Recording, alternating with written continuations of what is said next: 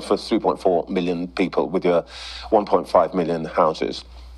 On your own figures, we're also going to add to our population 2.5 million people over this same period. Are you content that more than 5 out of 7 new homes will go to immigrants? Well, that's not the truth, and that's not. That's what will happen. Well, that's not the reality, because where the 2.5 million immigrants that are in Rachel Reeves' budget figures going to turn up? Where are they going to live? Well, there's plenty of housing in the UK, but the houses, especially hang on. You can't, on the one hand, say we've got to build this 1.5 million houses. Rayner panics. Angel Rayner goes mute when asked to provide transparent information about the government fundings. Angela Rayner, the Deputy Prime Minister and Secretary of State for Housing, Communities and Local Government, has faced mounting scrutiny over the government's ambitious housing targets, particularly the pledge to build 1.5 million homes by the end of the current parliament. Despite initial optimism, recent developments have cast doubt on whether this goal is achievable. In a recent session before the Housing, Communities and Local Government Committee, Rayner acknowledged that even if the government meets its target, it would only make a dent in the nation's housing crisis. She emphasized that the 1.5 million homes target is a stretch target, but expressed determination to achieve it, stating, "We can't afford not to." However, she also admitted that delivering 300,000 homes per year, necessary to meet the target, is unlikely in the short term. The government's housing strategy includes a £350 million investment aimed at increasing the number of affordable and social homes. This funding is expected to facilitate the construction of up to 2,800 additional homes, with half designated for social rent, and over 250 council homes through a £50 million boost to the local authority housing fund. Despite these efforts, housing associations have warned that without a long-term financial plan, the government's targets may remain out of reach. Tensions between Rayner and Chancellor Rachel Reeves have surfaced regarding the allocation of funds for social housing. Rayner has advocated for increased investment, arguing that social housing is a critical component of the government's growth agenda. However, Reeves has indicated that immediate additional funding is not feasible, leading to a standoff between the two ministers. The housing sector faces several challenges, including a shortage of skilled labor and rising construction costs, which threaten to impede progress toward the 1.5 million homes target. Industry experts have expressed skepticism about the feasibility of meeting the goal without substantial increases in funding and support for builders. As the government approaches the midpoint of the parliamentary term, the pressure is mounting on Rayner to deliver on her housing commitments. With the housing crisis affecting over 123,000 households, including nearly 160,000 children in temporary accommodation, the urgency for effective solutions has never been greater. In conclusion, while Angela Rayner remains steadfast in her commitment to addressing the housing crisis, the path to achieving the government's ambitious targets is fraught with challenges. Without significant increases in funding and a unified approach within the government, the goal of building 1.5 million homes may remain elusive. A tightrope walk for Rayner, housing dreams face harsh reality. Angela Rayner, the UK's Deputy Prime Minister and Housing Secretary, finds herself navigating a precarious path as the government's ambitious promise to deliver 1.5 million new homes by the end of this parliament hangs precariously in the balance. What began as a beacon of hope for the nation's housing crisis is increasingly looking like a stretch target in the truest, and perhaps most challenging, sense of the word. Rayner's recent candid admission to the Housing, Communities and Local Government Committee that even hitting the 1.5 million mark would only make a dent in the crisis speaks volumes. It's an acknowledgement of the monumental scale of the problem, a crisis that currently leaves over 123,000 households, including a staggering 160,000 children, in the instability of temporary accommodation. The path to achieving this target is riddled with obstacles. The aspiration to deliver 300,000 homes annually, a necessary pace to meet the overall goal, is already deemed unlikely in the short term by Rayner herself. While a £350 million investment aims to boost affordable and social housing, facilitating around 2,800 new homes, it's a mere drop in the ocean compared to the vast need. Housing associations, critical players in this endeavour, are sounding the alarm, warning that without a robust, long-term financial strategy, the government's targets will remain out of reach. Adding to the complexity are the visible cracks within the government itself. A reported tug-of-war between Rayner and Chancellor Rachel Reeves over increased social housing funding highlights a fundamental disagreement on financial priorities. Rayner championed social housing as a cornerstone of economic growth, while Reeves signals that immediate additional funding is simply not on the table. This internal friction could prove to be a significant impediment to a unified and effective housing strategy. Beyond the political skirmishes, the housing sector grapples with tangible challenges.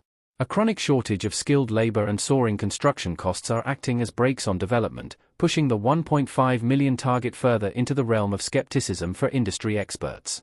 They are unequivocal: without a substantial influx of funding and unwavering support for builders, the goal will likely remain a pipe dream. As the parliamentary term approaches its midpoint, the pressure on Rayner to demonstrate tangible progress is intensifying. Her unwavering commitment to addressing the housing crisis is evident, but the stark reality is that without a significant infusion of resources and a cohesive, collaborative approach across government, the ambitious promise of 1.5 million new homes risks becoming an unfulfilled aspiration, leaving countless families in continued uncertainty. Angela Rayner, the Deputy Prime Minister and Housing Secretary, is under increasing pressure over the government's pledge to build 1.5 million homes by the end of this parliament, a goal that now seems increasingly difficult to achieve.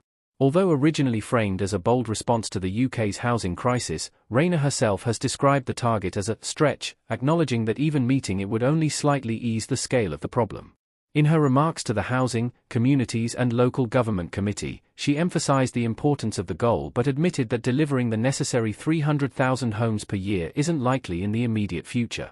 The government has introduced a £350 million plan to expand affordable and social housing, aiming to build around 2,800 homes, half of which would be available for social rent. A separate £50 million fund is expected to support more than 250 new council homes. Still, housing associations have warned that without a long-term funding plan, such measures are unlikely to meet the scale of the demand. Disagreements within the government have added to the strain.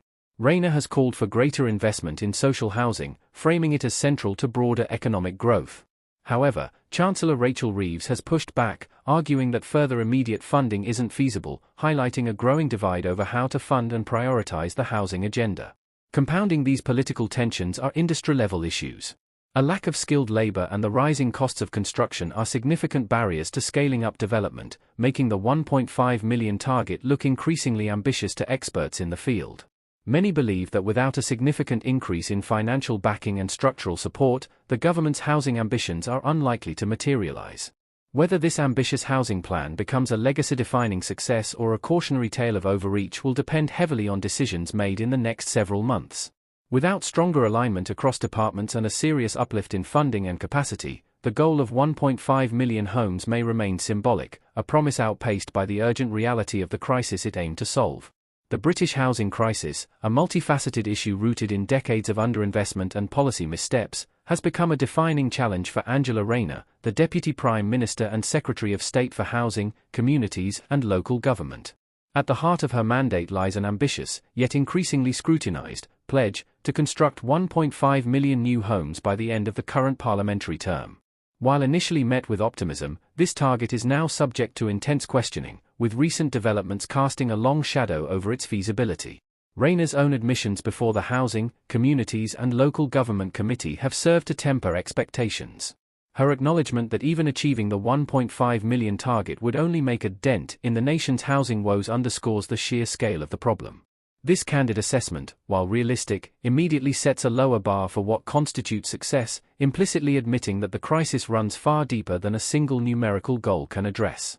She has characterized the 1.5 million homes as a stretch target, a term that, while conveying determination, also subtly hints at the inherent difficulty and potential for shortfall. Her assertion, "we can't afford not to," powerfully conveys the urgency, yet it stands in stark contrast to her simultaneous admission that delivering the necessary 300,000 homes per year, the annual rate required to meet the overarching target, is unlikely in the short term. This discrepancy between ambition and immediate practical capability forms the core of the current scrutiny. The government's strategy to address this colossal challenge involves a multi-pronged approach, albeit one that many critics argue is underfunded. A significant component is a £350 million investment specifically aimed at increasing the stock of affordable and social homes. This funding, while substantial in absolute terms, is projected to facilitate the construction of only up to 2,800 additional homes. Of these, half are designated for social rent, a crucial step given the acute shortage of genuinely affordable housing. Furthermore, a £50 million boost to the local authority housing fund is expected to yield over 250 council homes. These figures, when juxtaposed against the 1.5 million overall target, highlight the immense gap between current initiatives and the stated ambition. Housing associations, vital partners in delivering new homes, have unequivocally warned that without a comprehensive and long-term financial plan, these efforts, however well-intentioned, will fall short of the government's targets. Their expertise on the ground provides a crucial reality check, emphasizing that piecemeal investments cannot solve a systemic crisis. Adding another layer of complexity to the housing dilemma are the discernible tensions within the government itself, particularly between Angela Rayner and Chancellor Rachel Reeves concerning the allocation of funds for social housing. Rayner has consistently championed increased investment in social housing, framing it not just as a social imperative but as a critical component of the government's broader growth agenda. Her argument is rooted in the understanding that stable, affordable housing can unlock economic potential by reducing homelessness, improving health outcomes, and enabling greater labor mobility. However, Rachel Reeves, operating within the constraints of fiscal responsibility and broader economic pressures, has indicated that immediate additional funding for social housing is not feasible. This standoff between two senior ministers is more than a mere bureaucratic disagreement. It signifies a fundamental divergence in economic priorities and a potential impediment to a unified and robust housing strategy. Without a cohesive financial vision and a clear commitment from the Treasury, Rayner's departmental ambitions risk being perpetually hampered by a lack of resources. The challenges facing the housing sector extend beyond political disagreements and financial constraints, delving into the very practicalities of construction. A pervasive shortage of skilled labor across the building trades poses a significant bottleneck. From bricklayers and electricians to plumbers and carpenters, the industry consistently struggles to recruit and retain the workforce necessary to scale up construction. This shortage is exacerbated by an aging workforce and insufficient investment in training and apprenticeships over many years. Simultaneously, rising construction costs, driven by inflation in raw materials, energy prices, and supply chain disruptions, further threaten to impede progress toward the 1.5 million homes target. Steel, timber, concrete, and insulation materials have all seen significant price hikes, directly impacting the viability and profitability of new developments. Industry experts, keenly aware of these operational hurdles, have expressed profound skepticism about the feasibility of meeting the government's goal without substantial and sustained increases in funding and robust support for builders. Their on-the-ground experience suggests that without addressing these fundamental supply-side issues, any target, however ambitious, will remain out of reach. As the current parliamentary term approaches its midpoint, the pressure on Angela Rayner to demonstrate tangible progress on her housing commitments is intensifying. The political clock is ticking, and the public's patience is wearing thin. The human cost of the housing crisis is undeniable and severe. Over 123,000 households are currently affected, a staggering figure that includes nearly 160,000 children living in the deeply unsettling and often inadequate conditions of temporary accommodation. This statistic alone underscores the moral urgency for effective solutions. Families are living in limbo, children's education and well-being are compromised, and the long-term societal impacts are profound. The government's pledge, therefore, is not merely an economic target but a promise to alleviate profound human suffering. Failure to deliver would not only be a political blow but a devastating setback for thousands of vulnerable families. In conclusion, while Angela Rayner remains unwavering in her stated commitment to addressing the housing crisis, the path to achieving the government's ambitious targets is fraught with an array of formidable challenges. The initial optimism surrounding the 1.5 million homes pledge has given way to a more pragmatic, and indeed, skeptical assessment of its attainability. Without significant increases in funding, beyond the currently allocated sums, and a truly unified approach within the government, one that sees the Treasury and the Housing Department working in lockstep, the goal of building 1.5 million homes may well remain an elusive aspiration. Her commitment, articulated with a mixture of determination and candid realism, underscores the immense weight of expectation on her shoulders. The phrase "stretch target" has come to define this ambition, acknowledging its challenging nature while simultaneously striving to uphold it as a key governmental pledge. The very genesis of the 1.5 million target, while aspirational, has been met with a degree of skepticism from various quarters. Critics point to historical precedents, where successive governments have consistently fallen short of their housing construction goals. This track record suggests that ambitious targets, while useful for galvanizing effort, often fail to account for the complex interplay of factors that impede housebuilding. Rayner herself has alluded to this historical difficulty, recognizing that achieving such a figure would represent a significant departure from past performance. This inherent tension between lofty promises and the practicalities of delivery forms a central theme of the ongoing debate. A deeper examination of the government's proposed financial injections reveals the disparity between the scale of the problem and the resources currently committed. While a £350 million investment for affordable and social homes is a positive step, facilitating approximately 2,800 units, it pales in comparison to the estimated annual need. Furthermore, the £50 million boost to the local authority housing fund, while supporting crucial council home initiatives, also highlights the relatively modest scale of direct public sector intervention in what is predominantly a private sector-led construction landscape. Housing associations, critical in the delivery of genuinely affordable housing, have been vocal in their assessment that such funding, without a sustained, long-term financial commitment, is insufficient to make a meaningful dent in the housing deficit. Their calls for clarity on a 5-year rent settlement plan underscore the need for long-term certainty to unlock further investment and capacity within the social housing sector. The internal dynamics of the government have also cast a shadow over the housing agenda. The widely reported disagreement between Angela Rayner and Chancellor Rachel Reeves over increased social housing funding is more than just a bureaucratic squabble, it reflects a fundamental tension in economic philosophy. Rayner's insistence that social housing is integral to a broader growth agenda speaks to a belief in proactive state investment as a driver of economic prosperity and social equity. This view posits that investing in housing not only provides homes but also stimulates construction, creates jobs, and reduces the significant costs associated with homelessness and temporary accommodation. Conversely, Reeves's cautious stance on immediate additional funding likely stems from a focus on fiscal prudence, debt reduction, and avoiding inflationary pressures. This philosophical divide, if not reconciled, risks undermining the coherence and efficacy of the government's housing policy, potentially leading to piecemeal interventions rather than a holistic solution.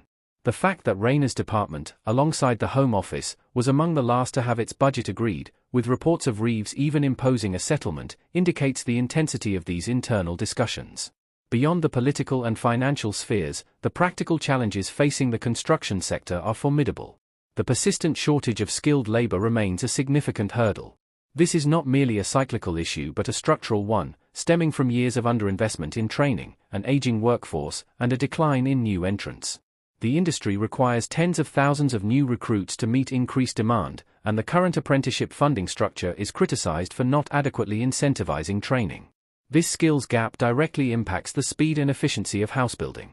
Furthermore, the volatile nature of construction costs, driven by global supply chain disruptions, energy price fluctuations, and inflationary pressures, adds another layer of uncertainty. Developers face unpredictability in material costs, making long-term planning and fixed-price contracts challenging. These factors combined contribute to skepticism among industry experts regarding the government's ability to meet its targets without substantial increases in funding and more comprehensive support for builders, including accessible finance for small and medium-sized enterprises, SMEs, and streamlined planning processes. The planning system itself also presents a significant impediment. While the government has announced reforms aimed at speeding up development, local authority planning departments are often under-resourced and overstretched, leading to delays in securing permissions. The balance between local democratic control, environmental considerations, and the national imperative to build homes is a delicate one, often resulting in prolonged negotiations and appeals. The issue of land availability, particularly the release of suitable sites, remains a contentious point, with debates around building on green belt land, even grey belt, previously developed areas, sparking local opposition. The government's golden rules for green belt development aim to balance this, but navigating local resistance and ensuring sufficient infrastructure accompanies new developments adds complexity to the planning process. The human element of the housing crisis cannot be overstated. The statistic of over 123,000 households, including nearly 160,000 children, languishing in temporary accommodation provides a stark and urgent backdrop to Rayner's efforts. These figures represent not just statistics but shattered lives, disrupted education, and profound instability. The financial cost of temporary accommodation alone runs into billions, diverting funds that could otherwise be invested in permanent housing solutions. For these families, the stretch target is a lifeline, a promise of a stable future, and the government's ability to deliver will have a profound impact on their lives.